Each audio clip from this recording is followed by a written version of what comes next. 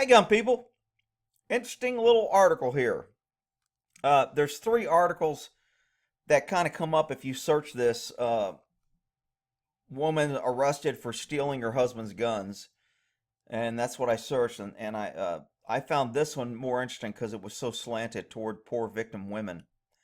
Um, so everybody knows women never cause men to lose their temper. They never threaten them with their children. They never threaten to take away their livelihood. They don't file fake restraining orders, so they take away their Second Amendment right to own a gun. They take away their livelihood to earn a job. Women never do that. Women are always the victim and they're always right, just as this little post dictates here. So, wherever this city is, I like their police department because they don't play around. So, this kind woman who's a poor victim, who didn't do anything wrong, just being picked on because she's a female, even though they're equal, they need to, go seize a guy's guns because she accuses him of a crime. And I still haven't seen the report on the crime, although he was arrested. So let's see here. The domestic violence arrest. An alleged victim of domestic violence, alleged, that's a key word, alleged victim, was arrested and charged with armed burglary when she removed her estranged. The other articles didn't say estranged, but when she removed her husband's guns from his residence and brought them to the police. The case, practical challenge, disarming. Florida is almost 1/3 of the population owns guns. So this article spits out a lot of stats, but it has nothing to back it out. All these numbers are just thrown out here. They don't cite sources. There's one link that I found, and it's to another little hack website that wants to be anti-gun with no sources. So let's see here. On June 14th, court with her husband for a divorce hearing. According to the arrest affidavit, and the arrest affidavit would be what the cop filled out from the victim, what the woman told him. Doesn't say anything about the cars were damaged, the cars were towed, who owned the cars. No information. Joseph, the mean husband, followed his wife, the kind victim, as she left the courthouse and began ramming his car into the back of her car, ultimately driving her off the road. She called the police, uncontrollably crying, and advised them she was in fear of her life. She then disclosed that she had a number of protective orders against her husband. Well, first of all, I'm not sure you can have a number of protective orders. You either have one or you don't. Most judges and courts aren't going to issue multiple restraining orders. They issue one, and it's either violated and it's either effective or it isn't. So the fact that she's saying that she has multiple restraining orders tells me she's full of crap in that statement by itself. But then she called the police crying in fear of her life, but they don't say the guy was there when they arrested him. They don't say the cops showed up and had to pull the guy off. This is all after the fact. So anyway, the police arrest Joseph and charge him with battery with a deadly weapon because the car is a deadly weapon, okay? And she applies for a temporary injunction for protection, which is another protective order. If she already had protective orders, they would not be applying for another protective order, which goes against this article. Most people don't understand that. They read this, they're like, oh my God, that poor woman. She had multiple restraining orders and now he rams her car. Now she's crying. And look, you don't have multiple restraining orders. And you don't have to apply for a restraining order if you have a restraining order. So she didn't have multiple restraining orders. So she applies for a temporary injunction, which most women do, and most these domestic violence, anti-man, women, he-man haters club people that say they fight for women's rights when all they do are a bunch of man haters that want to screw a guy over every way they can. And I'm not saying guys don't do things bad and guys shouldn't be held accountable, but there's a whole bunch more guys that are trashed and run through the system than there are that really need to be trashed and run through the system. Okay, the next morning she testifies at her husband's hearing over the phone. Oh, she didn't have to go in. Rick, she shouldn't have to go in and be next to him. He's in custody, but she shouldn't have to go in. But anyway, the judge grants a pretrial release with the condition that he not own, possess, or carry firearms. This is so BS. He uses a car. They don't take his car.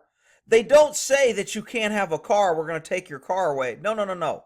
We want him to keep driving because then he has to pay registration and we get taxes. We want him to keep putting gas because then we get taxes from the gas. We want him to have the ability of a car so he can mow over hundreds of people at a school and drive through there at 70, 90 miles an hour and kill helpless kids anytime he wants. No, no. He can keep his car. It's those mean, pesky guns. The guy hasn't done anything with a gun, hasn't threatened with a gun, hasn't done anything. That's what we need to get off him. So they go after the guns.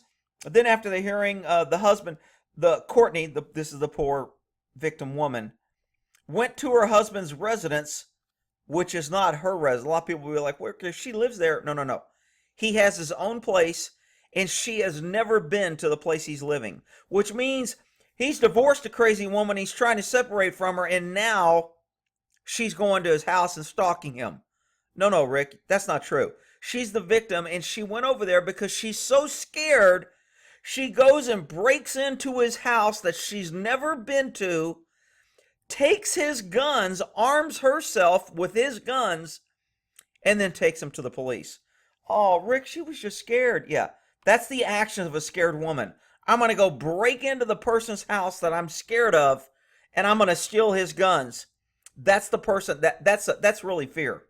So she took him to the Lakeland Police Department, which I'm kind of glad, and the court doc said the police officer on duty that her husband had been arrested a day before, and she wanted his guns because she didn't believe he would turn them in. So now she's taking upon herself, being this controlling maniac woman she is, to go break into his house because she knew he wouldn't turn them in. Because she's predicting crime. She's like freaking a crime predictor. She knew he wasn't going to turn him in.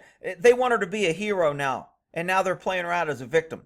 So the police officer asked if she had broken into her husband without permission and taken her husband's firearm out. She replied yes. He told her she was confessing a crime. Police arrested her and charged her with armed burglary of a dwelling and grand theft of auto. Good for the cops. And then she went, Lakeland police did not respond to the Huffington Lying Post, or Huff Lying Post, whatever it is. He was released, Joseph was released a day after domestic violence arrest. Well, maybe the judge didn't find that there was enough evidence that he really committed it. And so he had a hearing and he went, you know what, there's not even probable cause enough to keep this guy in custody. We'll grant your hearing and we'll come back for another hearing, but I'm letting him out of jail. Oh, he only spent 1 day, Rick. That's not fair. Courtney, who committed a crime of burglary, breaking into someone's house, busting in the door, stealing the guns, she had to spend 5 nights and 6 days behind bars. Oh, the poor kind woman who broke into the house and stole the guns had to spend more time than the mean man who wasn't convicted or did anything near as bad.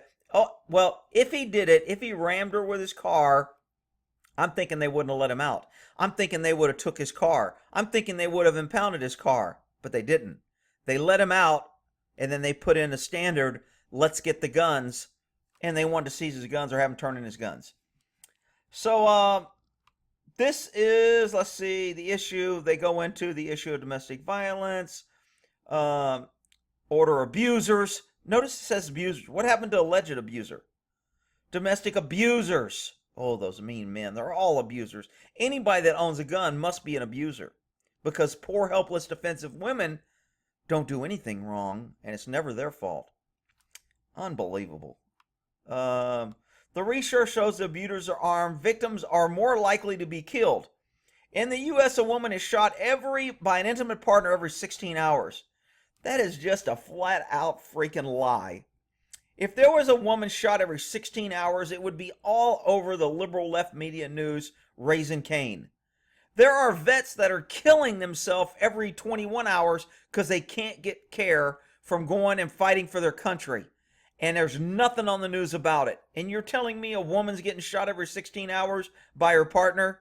Please. This is just total flat-out lie propaganda. There are an estimated 200 domestic violence deaths in Florida each year. 200? If one's shot every 16 hours, we're talking 2 a day. That's 600 minimum a year. Oh, but Rick, they all didn't die. They just shot. Oh, okay, I'm sorry. These stats are just freaking outrageous. So anyway, uh, of course, there's groups that are saying instead they jail. Here's where they make the woman the poor thing. They're trying to push these red flags laws. Actions of gun. Police also have sought to risk in order to remove John Gunn, thanks to red flags laws passed by the legislation after the Parkland shooting. Red flag laws, basically anti-gun, another form of gun control, another reason to make it hard for somebody to own a gun, another way to reduce the number of lawful gun owners. So pretty soon nobody will care because everybody will just be too scared to have a gun. There's too many repercussions. There's too many problems. There's too many ways that you can get accused of being a mean abuser if you own a gun. So we'll just make it so hard to own a gun. Absolutely outrageous. Here's the other article where they put some more that they reference one article in here with stats. Oh, look at the poor fearful woman looking out the blinds. She's like, who's my next victim? Who can I blame next for my lot in life? There's a mean man out there somewhere I can blame. All right, once every 16 hours, American woman is fatally shot. Absolutely no stats, no backup. This is from some hacktrace.org, probably left-wing group, talking about how all these people are just getting killed left and right in Florida, and there's loopholes, and the boyfriend loophole. They have all these cool words. You know what? This is not a reference. This is another opinion piece of a woman's group that want to make women the victim and blame the man for everything. Oh, well. All right. Look, you can take it for what it's worth. I'm glad the cops arrested her. She should be arrested. And I hope she goes to prison. Rick, you can't say that. That's a poor woman who's trying to make it in the mean man. Oh, shut up, you big dummies. All right, we'll end that there.